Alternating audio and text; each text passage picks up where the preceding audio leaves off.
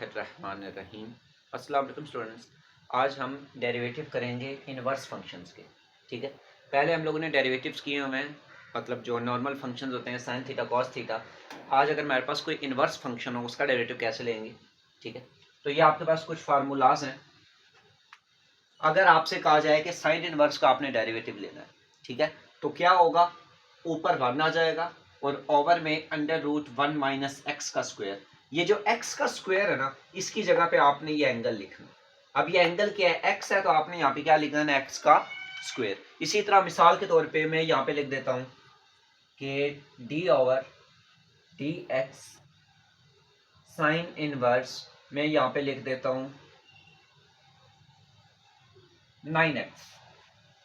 ठीक है, तो अब आपने करना क्या है, ये इक्वल किसके हो जाएगा, 1 ओवर अंडर रूट 1 माइनस इस x की जगह पे मैं क्या लिख दूंगा, 9x का। ठीक है, ये क्या हो गया इसका डेरिवेटिव। उसके बाद एंगल का डेरिवेटिव लेना नहीं भूलना, एंगल का डेरिवेटिव लाजमी, समझा रही। उसके बाद पूरे एंगल का डेरिवेटिव। ये क्या तरीका है साइन इनवर्स का डेरिवेटिव लेने का। इसी तरह जब कोस इनवर्स की बात होगी तो इस फार्मूला सेम रहेगा, बस सेंटर में इनके माइनस आ जाएगा। मतलब जैसे ये वैल्यू प्लस में थी ना, ये वैल्यू अब माइनस में हो जाएगी, वैल्यू सेम रहेगी। ठीक है, जब आपने साइन का इनवर्स लेना है तो ये value positive 1 over under root 1 minus X का स्क्वायर और उसके बाद एंगल का डेरिवेटिव। और एक्स के आपके पास वो एंगल है जो साइन फंक्शन के साथ मौजूद। और जब आप कॉस इनवर्स का डेरिवेटिव लोगे तो यही जो साइन थीटा साइन इनवर्स का फंक्शन था ना, जो डेरिवेटिव था, वो नेगेटिव में हो जाएगा। समझ आ रही है। उसके बाद अगर आपसे कहा जाए टेन इनवर्स का डेरिवेटिव लें, वो होता है 1 ओवर 1 प्लस एक्स का स्क्वायर।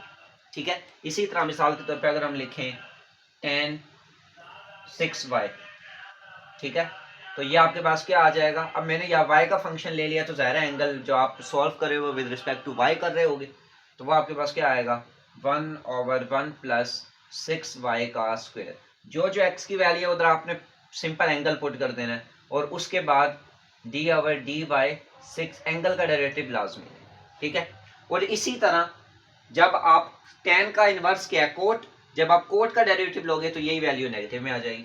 जैसे पहले साइन था, साइन की पॉजिटिव, कोस की सेम वैल्यू नेगेटिव। इसी तरह tan की जो वैल्यू आएगी, जो tan का डेरिवेटिव है, जब आप कोट का डेरिवेटिव लोगे, कोट का इनवर्स का डेरिवेटिव लोगे, तो वेस्टेज वो वैल्यू नेगेटिव हो जाएगी।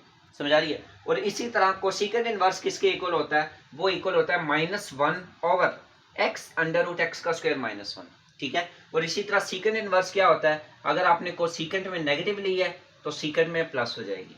या ये बात जहन में रख लो, जो भी ट्रिग्नोमेट्री फंक्शन सी से शुरू होते हैं,